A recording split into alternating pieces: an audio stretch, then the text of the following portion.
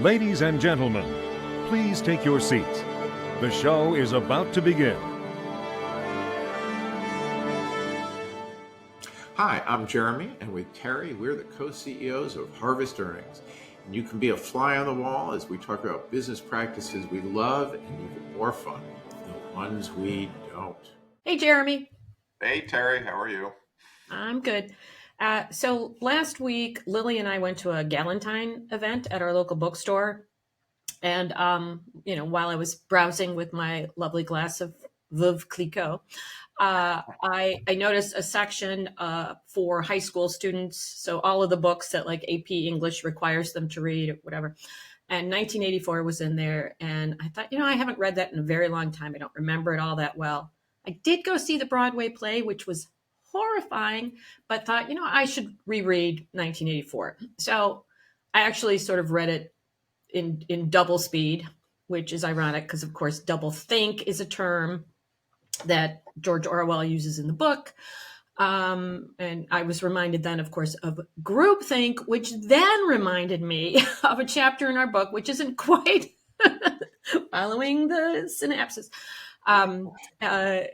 Anyway, so it reminded me of a chapter in a book, which isn't quite this, but it's the 5 surprising words that keep a good executive from being great. I want everyone on board. And I think if there's one thing that is the cause of most poor decision-making in corporate America, this is probably it. And so I think we should talk about a couple of things related to groupthink and I want everyone on board, because there's a couple of different ways that this results in bad decisions. The first way is it gives, if everyone has to be on board, it gives everyone veto power. Yeah. Everyone.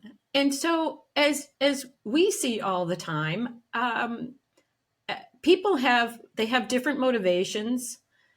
They have different predilections. They see things differently. They have different levels of expertise. Well, and when I talk about different motivations, so if a CEO proposes a reorganization that might make perfect sense, although we're not huge fans of reorganization because it doesn't generally do a lot. And if my management world is suddenly going to shrink, well, I might be inclined to be more opposed than not, even if it makes sense. And I might not even be aware of why I'm doing this. I probably am in that case. But lots of times, we have these thoughts that are subconscious, not unconscious, because that's a whole different level. But we see this all the time. Yeah. Totally agree. And not only does it give everybody the veto power, but who's the most likely to use it? It's the person who's most resistant to change. So this has this very powerful effect of maintaining the status quo. Because the person who's most resistant for some of the reasons you said, or just it's their natural personality or whatever, can veto something and keep the status quo. So that is a big problem. Then there's the other kind of problem. Oh, I should say something else first. No, go ahead. Well, I was going to remind you of a day we were sitting in a conference room with the CEO and his direct reports. They were not yet a client. They were going to be a client. And the CEO clearly wanted to do this, but he did want his team on board. And very unusually, he had us stay in the room when he went around and did the, what do you think? What do you think? What do you think? Which we should talk about in a second as well. But everybody's like, oh, it sounds great. It sounds great. It sounds great. And we had put a big number that they could, a big earnings number for them out of the project that we were going to do with them. Based on our track record, it was, we were confident. Fact-based, and the CEO was confident too. So everybody's on board, and then he gets to one guy who says, well, I don't think it's the right time. Now, oftentimes that's the end of it, right? Somebody else goes, yeah, maybe it's not the right time because we've done all these other things and everybody's tired and busy, and maybe it's not. Maybe we should do it in a few months. And oftentimes that changes the tide and reverses a decision.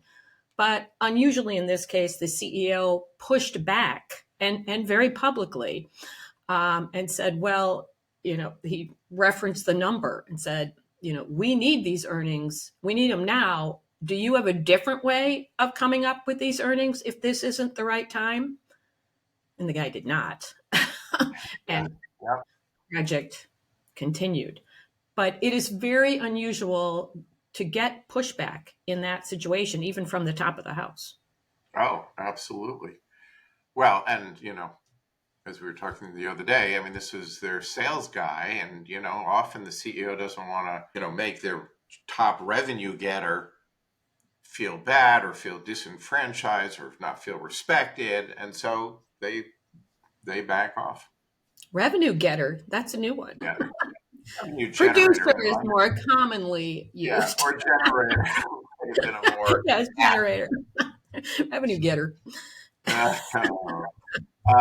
Part of this comes, I mean, I remember, since we've been doing this now a long time, back in the 80s, for example, that a lot of CEOs were getting heralded because they were command and control kinds of people. And they didn't want their whole team on board. They didn't really care who was on board. It was, what's the expression the U.S. Bank CEO used to use? Get on the bus. Okay. Right. Catch the vision or catch the bus. Kind of people. Mac Welch had some of this. I once worked for a woman, as you know, who loved to give clients a book about Chainsaw Al, because she really liked this image of Al Dunlop being, I'll go in there by myself and just chop everything out.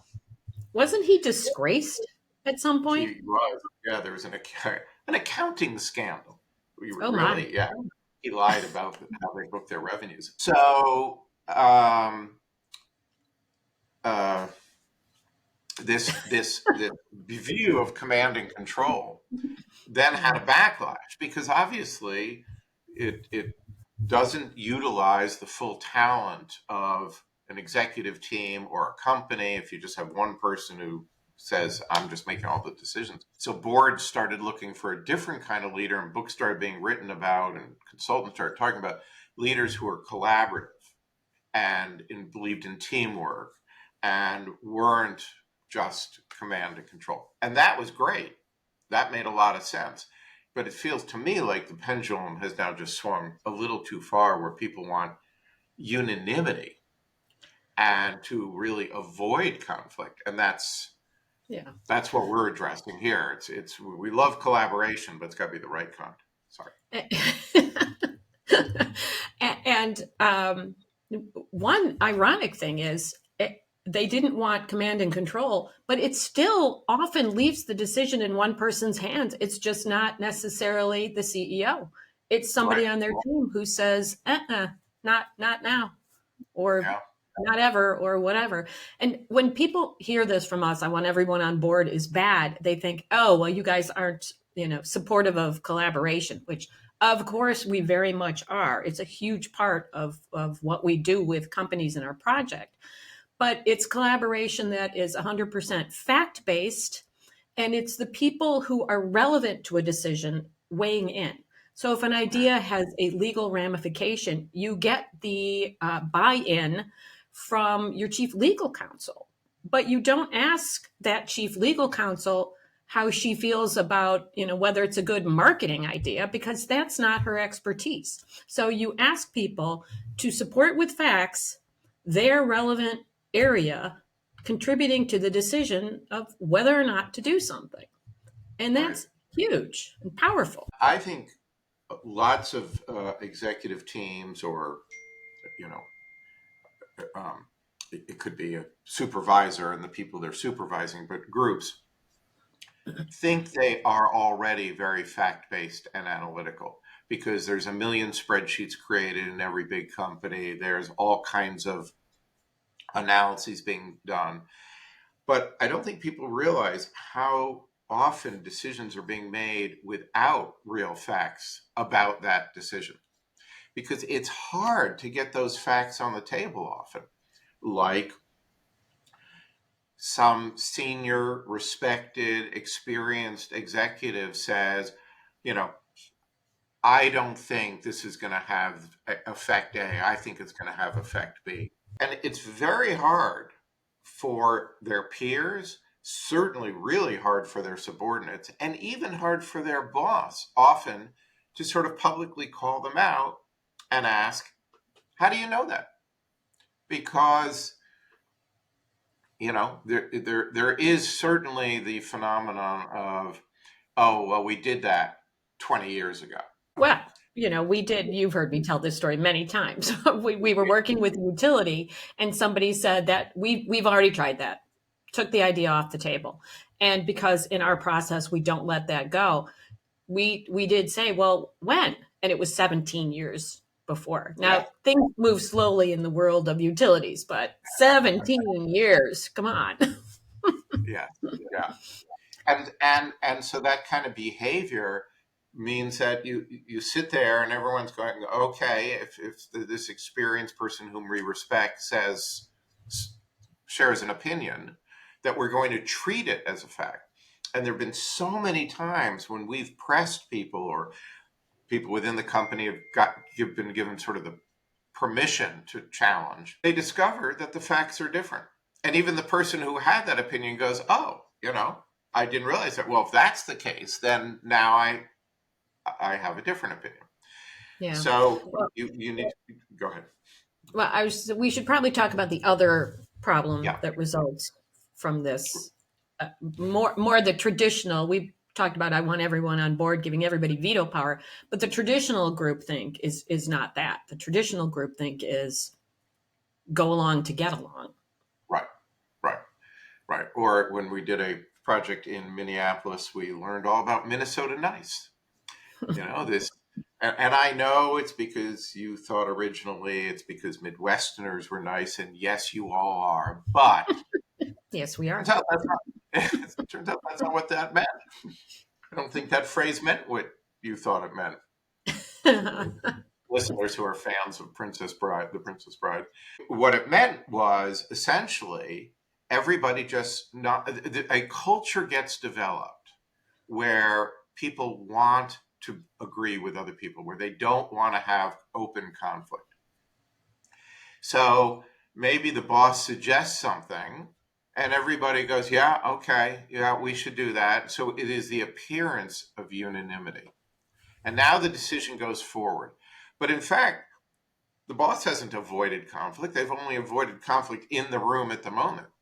How many times have we heard people leave the room and go, oh my God, I can't believe what we just agreed to? Or worse, 6 months later when the thing didn't work, I can't believe what they agreed to. What do you mean they? You were in the room.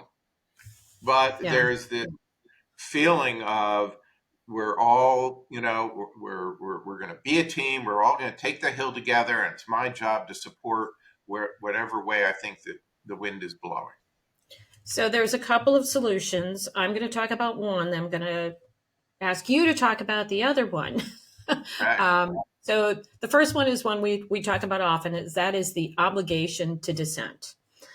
So in leaders have to really encourage this, right? Not just you can if you want. It's there should be sort of a mandate, almost like debate teams where you have to take a position and support it. I mean, maybe that's a step too far for many decisions, but for some decisions, it's not. So somebody needs to throw out the cons. Somebody can throw out the pros, but somebody needs to throw out the cons. And then that's not just it. Let's then have a discussion about, mitigating the cons. But I have a great example that I think you just heard for the first time, even though most of our stories we know. So back in my banking days, 1,000 years ago, one of my clients was Harry Weiss, who long since passed away, but is a famous architect. And he was on the committee that was going to choose the design for the as yet to be built Vietnam Veterans Memorial in DC, and many people have now seen it, and it's amazing and touching and incredible. But Harry was late to that meeting. He was often late, as I recall, but he was late to that meeting. And the committee of, I don't know, 10-ish people, sculptors, architects, artists, had already gone through a few designs, and they were in the garbage. I don't know if this is apocryphal or not, but that's the way he tells it. They were in the garbage, and he pulled them out of the garbage because he wasn't going to accept the view of the committee just because he was late. He successfully argued for the memorial that we all see tonight today, the big black wall with all the names on it, and changed the no votes for the remaining people to a yes, and it's incredible. But he took the obligation to dissent to heart. Yeah, yeah, absolutely. And I mean, that's a great story. And I've read that, on aircraft carriers, the lowest person has the obligation, if they notice something that's going to make the landing or takeoff of a plane dangerous, to say something. Or Yeah, I hope so. in a hospital room, the lowest person has the obligation, if they see something, to say something. So what I wanted you to talk about was your wife Nancy is a jury scholar and has some things to contribute to this very point about how you come to good decisions. Yes, she does. So in a jury, the jury goes to the jury room. They're about to, deliberate to come to a, what could be the most important decision in the parties' lives. So getting the search for truth really matters. And one way that's common and that you see in TVs and movies is what's called verdict driven, where right off the bat, they go around the room and ask people what their, vote is. And her studies have shown, and there's a lot of other research that backs this up that she's uncovered, is that is not the best way for the search to conduct the search for truth. Because people get sort of stuck on the opinion that they said publicly, and they want to defend it, and they haven't been able to consider everything and everybody's opinions when they're taking this first vote. Much better is what's called evidence-driven. And in evidence-driven, you don't even go around the table. What you do is you put a topic out on the table and let the group discuss it without in any way indicating how they feel about that topic. So a topic might be, what do we think is the strongest element of this case for each side? What do we think is the weakest element? What do we think this word means that we're supposed to be determining, if it happened or not? What's ambiguous? What are some things we're all uncertain is? Because we can always go back to the judge and ask for more transcripts or review some of the evidence. So you make the search for truth a group effort around what would we need to all agree that this is a fact and this is true.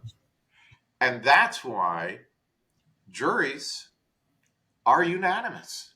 And yet they are able, despite the diversity of opinions that people have walking into the room, they're able to come to a single view of the truth because they really ultimately get to this evidentiary-driven way of deciding. It's very powerful. Yeah, and one of the reasons I think why that is so much better than, walking around the room and saying innocent or not, or not guilty or guilty, is that when we take public stands, we all have a little stubborn streak, don't we? It is hard once you take a stand to take it back. It's human nature. And in a corporate setting, for sure, though this probably also happens in juries. Well, when the EVP says something, it's given more weight often than, the VP's voice, even though the VP may know a lot more about the subject. Okay. I know we can go on for quite some time about this, but we could. So use evidentiary method, have an obligation to dissent, and get back to work. think we can both agree on that. Goodbye. Right?